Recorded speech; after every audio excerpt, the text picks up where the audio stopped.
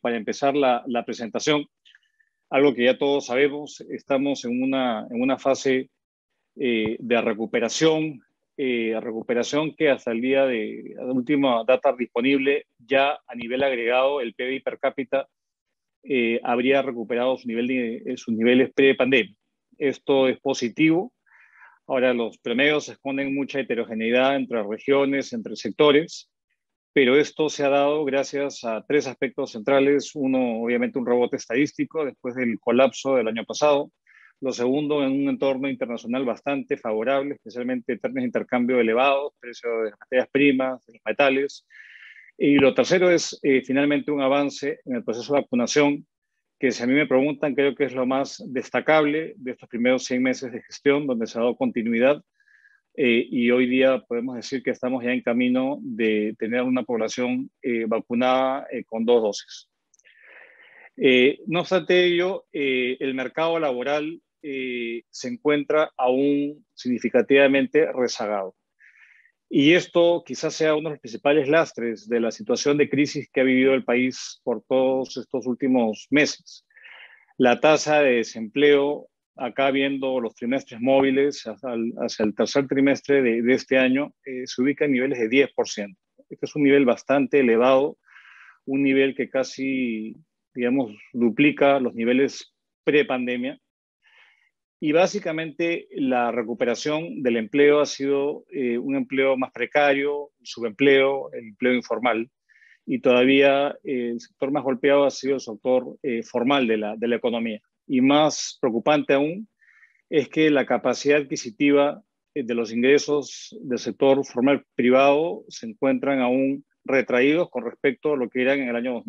2019, el año previo a la pandemia. Esto evidentemente se ve agudizado por el repunte inflacionario que lamentablemente tenemos producto de un shock transitorio de oferta y esta mayor depreciación del tipo de cambio que lamentablemente responde a una desconfianza, ¿no? a temores fundados que ha hecho que haya una fuga de capitales significativa en lo que va del año. Ahora, si uno ve la última encuesta de opinión que publicó Ipsos del Diario del Comercio de hace unas semanas y se le pregunta a los peruanos cuál debiera ser la principal prioridad del gobierno y es clarísimo el mensaje de la población. Casi 6 de 10 peruanos opina que reactivar la economía, generar empleo, debería ser el foco de la acción gubernamental. Esto es importante, incluso ha desplazado lo que hasta hace poco era la principal prioridad, que era avanzar con la vacunación y con la contención de la crisis sanitaria. Y ustedes ven un poquito más abajo, en la última línea, lo que para la población que ha sido encuestada, lo que menos consideran como tema prioritario es un cambio de la Constitución, que es un tema en el cual las autoridades actuales insisten en impulsar y que lamentablemente en mi criterio y el de muchos otros economistas frena, digamos, la posibilidad de reactivarnos de manera sostenible. Ahora, en esta coyuntura, y creo que lo que debe llamar a la atención de las autoridades, del sector privado, de la academia, de la sociedad civil, es que acá en el Perú hemos pasado de tener un crecimiento potencial, un crecimiento cuando se utilizan todos los recursos a la máxima capacidad, en torno al 6%, incluso por niveles por encima del 6%, cuando estábamos en el pico de la bonanza de las commodities, a tener hoy en día una tercera parte de ese crecimiento potencial. Y esto es fundamental porque este es el crecimiento que nos interesa, el crecimiento de largo plazo basado en incrementos en la productividad. Y esto lamentablemente ha sido esquivo. Tenemos una brecha producto que es muy, muy grande, de más de 8%. Y esto es lo que hoy en día debería concitar la atención de todas las autoridades. Es qué tipo de reformas, qué tipo de cambios se pueden hacer para efectivamente tener un país que crezca más y que este crecimiento tenga todos los adjetivos que queremos darle, ¿no? Un crecimiento sustentable, inclusivo, respetuoso del medio ambiente, como dijo la colega desde Alemania, y agradezco que esté acompañarnos desde tan tarde allá, pero esta es la pregunta central. Y esto creemos que demanda una innovación en políticas públicas, porque más de lo mismo pareciera que no va a funcionar y hay que pensar quizás fuera de la caja en algunos temas. Pero esto no significa tirar por la borda lo que efectivamente se ha avanzado en el país las últimas 3 décadas, que han sido notorios y que han permitido que el país efectivamente sea un país que ha avanzado muchísimo, ¿no? Solamente el dato, hace 30 años el nivel de pobreza era de 65%. Y hoy en día es de 30, lamentablemente por el incremento que ha habido a raíz de la pandemia, pero ha sido uno de los países que mayor reducción de pobreza ha obtenido en América Latina las últimas 3 décadas. Entonces, ¿cómo lograr que ese crecimiento que todos anhelamos efectivamente sea uno que signifique desarrollo y desarrollo compartido para todos? Y acá lo que se postula es que el sector de minería, el sector de extractivas, definitivamente es un sector que puede ser clave para apuntalar ese crecimiento a largo plazo. Creo que acá toda la audiencia y los espectadores y el panel muy selecto que nos acompaña sabe el potencial que tiene la minería. La minería hemos sido bendecidos con este recurso natural y somos un jugador mundial clave. Y ahí pueden ver los datos, el peso, casi 10% contribución en los últimos 10 años, una enormidad de exportaciones en los últimos 10 años acumuladas, igual recaudación y empleo. Y empleo que muchas veces se considera un sector en clave, pero es un sector que tiene una cantidad de encadenamientos y de empleo indirecto e inducido muy importante. Para ello es importante asegurar de preservar la competitividad de este sector. Y este sector tiene una cartera de proyectos muy importantes, pero en un entorno en el cual se está discutiendo nuevamente las reglas del juego. Hoy tuve la oportunidad de asistir a una sesión de la Comisión de Economía y dar una opinión con respecto a las facultades legislativas para cambiar el régimen minero, que tuve la oportunidad de cambiarlo cuando en mi gestión de ministro hace 10 años, y que creo que ha sido uno muy positivo para tener un sistema progresivo, un sistema que maximizaba la recaudación. El día de hoy, donde se piensa que la renta minera se estima va a triplicar el aporte al fisco y que efectivamente esto se ha hecho manteniendo la competitividad y preservando la seguridad jurídica de los convenios de estabilidad tributaria, eso hoy en día está en juego.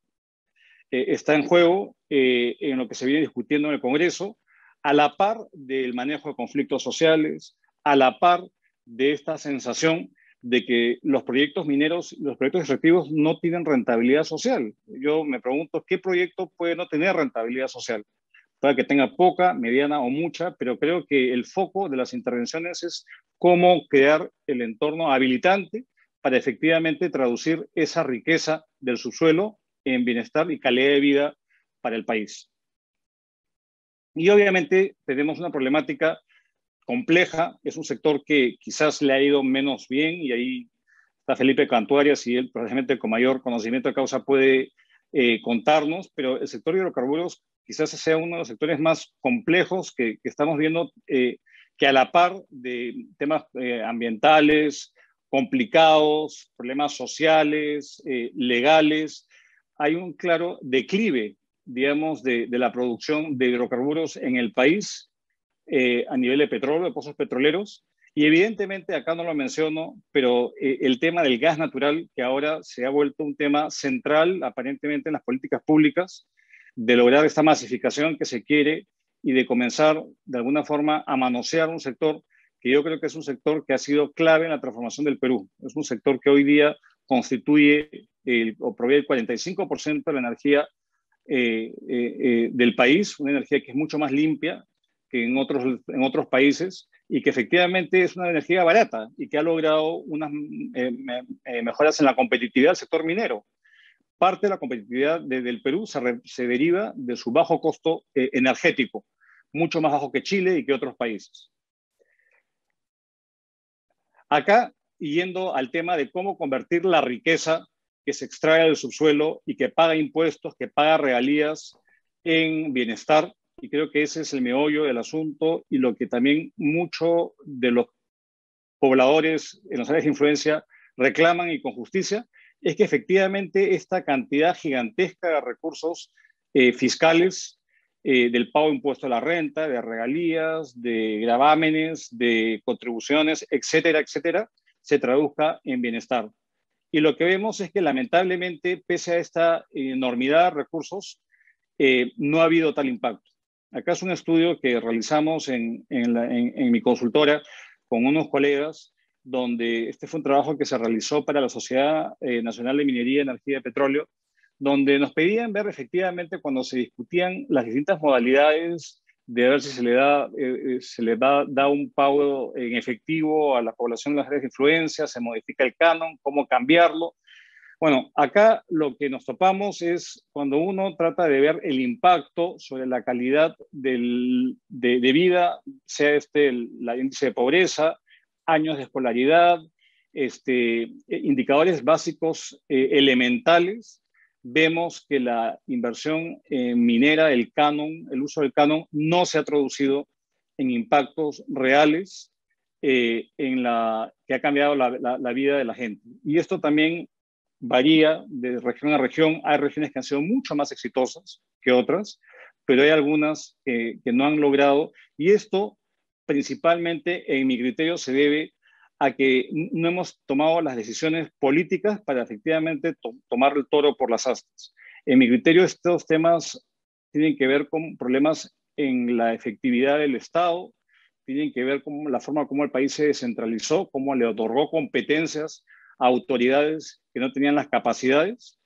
Y esto se puede ver claramente en este gráfico, que puede ser un tanto complicado, pero que creo que es exactamente el sustento de qué tipo de innovaciones en política pública debería el gobierno adelantar para efectivamente, en el cliché del gobierno de un país rico, pobre, país rico, etcétera, efectivamente romper esa percepción y esa realidad.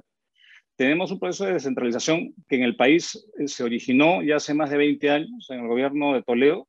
donde se dieron una serie de reformas constitucionales, donde se trasladaron una serie de competencias a los municipios y gobiernos regionales. Se crearon algunas instancias a nivel del gobierno nacional para hacer monitoreo, para ver que este proceso marchara, pero lamentablemente este ha sido un proceso absolutamente fallido en mi criterio. Es un proceso que explica por qué es que no se ha logrado traducir ese bienestar, esos recursos en bienestar para la población. Y ha habido muchos recursos, muchísimos recursos, que o se ha robado, o se ha mal usado, o se ha privilegiado proyectos de escasa rentabilidad social, atomizados muy pequeños y que no atienden, digamos, las necesidades de la población. Estoy pensando en Echarate, que tiene piscinas temperadas, o que hay palacios municipales en San Marcos, o una cantidad de jurisdicciones donde efectivamente, si uno superpone el mapa minero, el mapa de extractivas con el mapa de pobreza del país, es de verdad dramático lo que uno, esa fotografía, y buscando, digamos, qué hacer. Ahí hay responsabilidades compartidas, pero principalmente yo diría que recae en estas dificultades del Estado, un Estado disfuncional que no tiene personal continuo, hay una altísima rotación de funcionarios, que esto se ha agravado en los últimos años, hay una falta de planificación del territorio, en el buen sentido de la palabra, no en un sentido excluyente, sino en un sentido de complementariedad económica, hay una limitadísima capacidad institucional, y hay una disparidad de competencias y de transferencias de recursos de región a región. Hay un tema de equidad acá, de tener región rica y región pobre. Mariana ya me sacó el minuto y justo entro a conclusiones. Así que yendo hacia las innovaciones en política pública y respondiendo, bueno, ¿qué hacer? No pretendo dar la respuesta, sino poner la pregunta. La recuperación nuestra se está dando y lamentablemente el tema político está poniendo en duda si esta recuperación se va a poder sostener.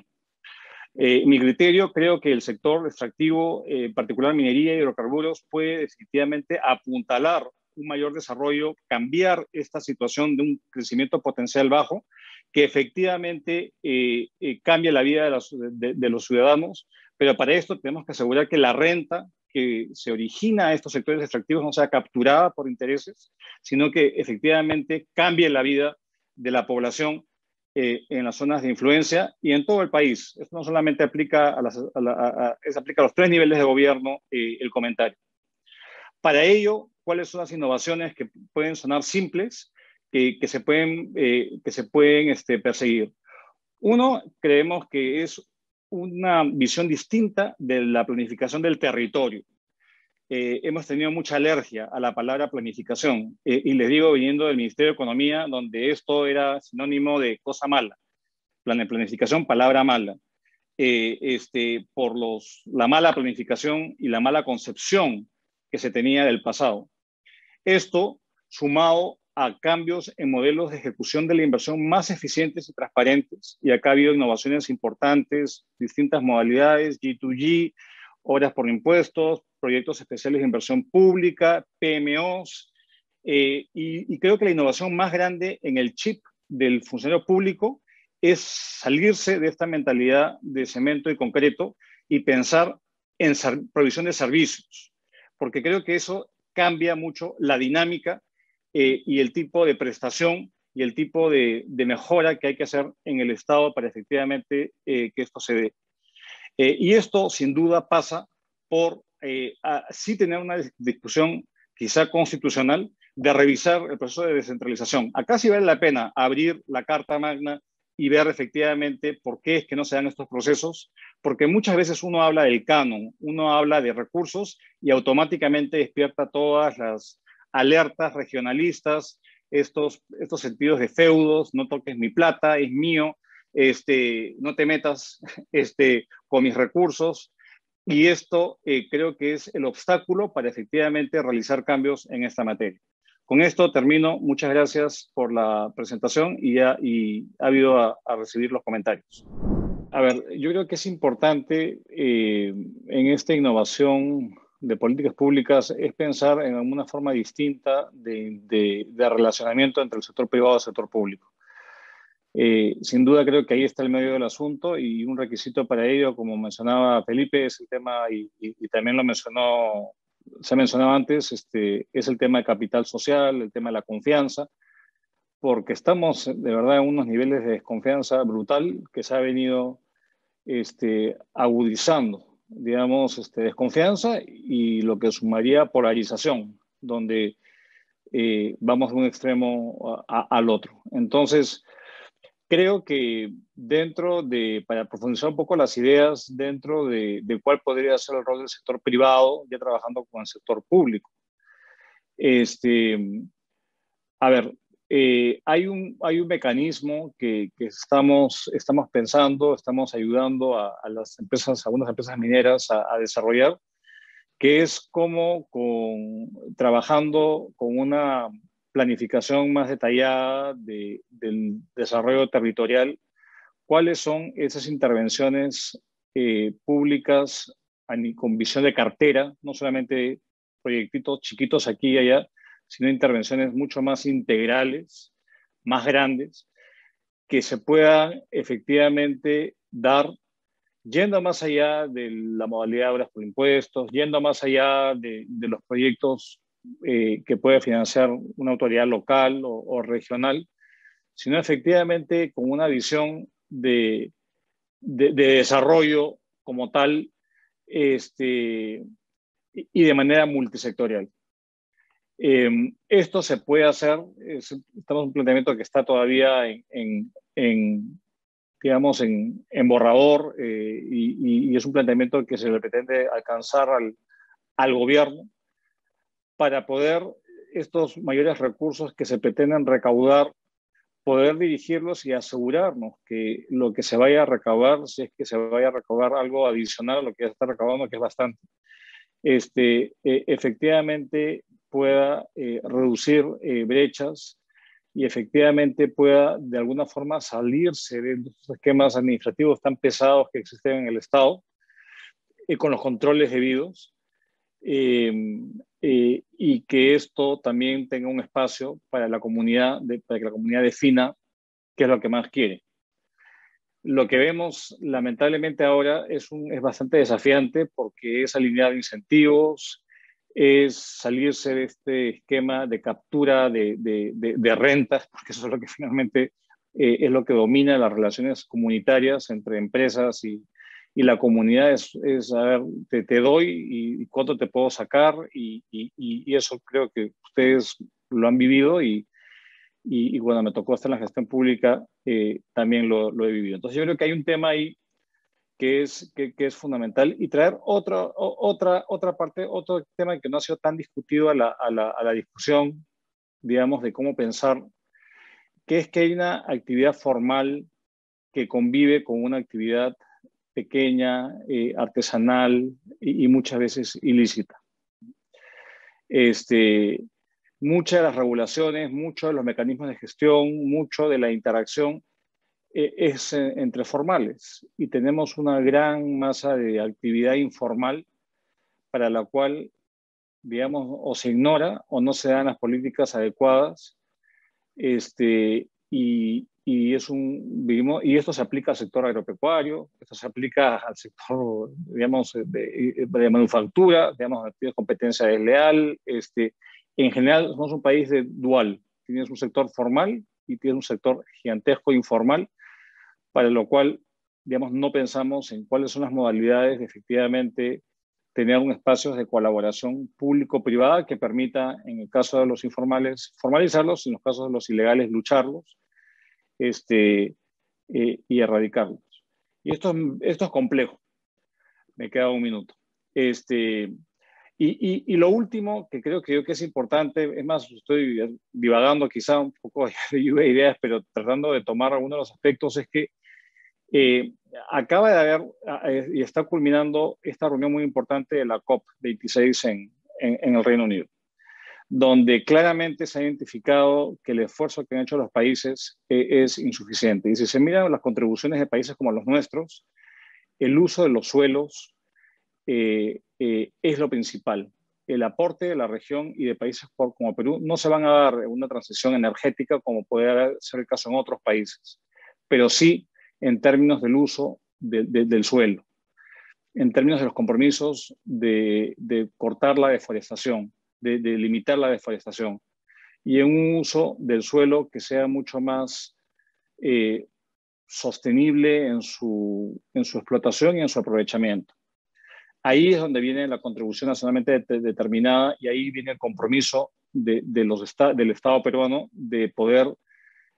quizá aspirar a cumplir parte de la meta que se propuso en el Acuerdo de París de Cambio Climático. Entonces, de vuelta, son estas fuerzas que están ocurriendo de generar mayor confianza, de aprovechar estos mandatos por la urgencia de estos fenómenos, utilizar la innovación y propiciar, digamos, un diálogo distinto, zafarnos de este diálogo suma cero hacia uno que efectivamente sume.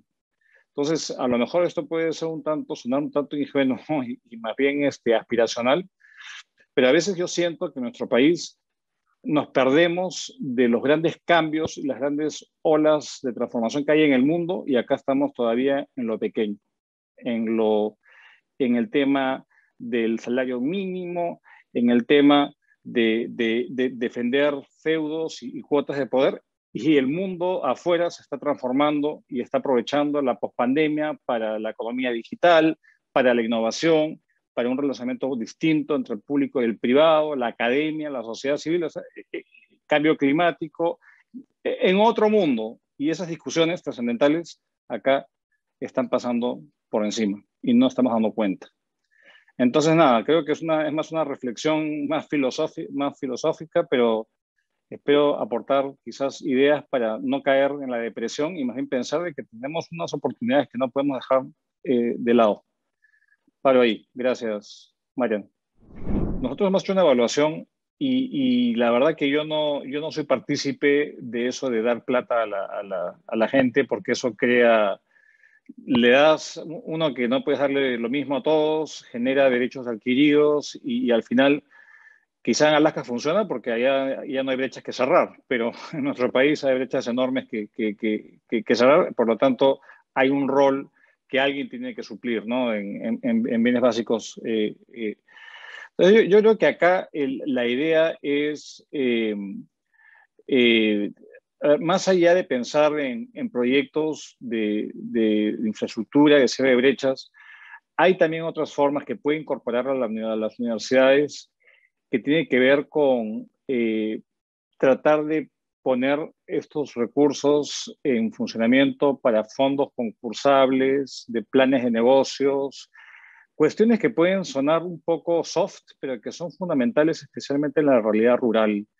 Este, Han habido experiencias interesantes en agroideas y otro tipo de fondos que se aporta una parte, el privado puede poner otra parte como matching contribution y puede haber una dinámica que permita efectivamente pensar en otro tipo de proyectos más productivos que efectivamente cambian la vida de la pequeña comunidad. En la ley del canon está estipulado de que se tiene que llegar a los centros poblados, cosa que es muy difícil y que probablemente las autoridades de turno no puedan porque no hay muchos votos ahí, es dispersa la población. Pero creo que a través de intervenciones mucho más micro, eh, pensando un poco distinto y abrirnos un poco de estas ataduras a los sistemas administrativos, se puede llegar con pequeños proyectos a pensar en esta innovación, en digamos, en nuevos desarrollos. Y esos son ideas que hay que pensar tanto en grande, los carteles de proyectos, como en esas pequeñas intervenciones que yo creo que pueden cambiar la vida en innovaciones que efectivamente en lo productivo hagan la diferencia, especialmente en el mundo rural.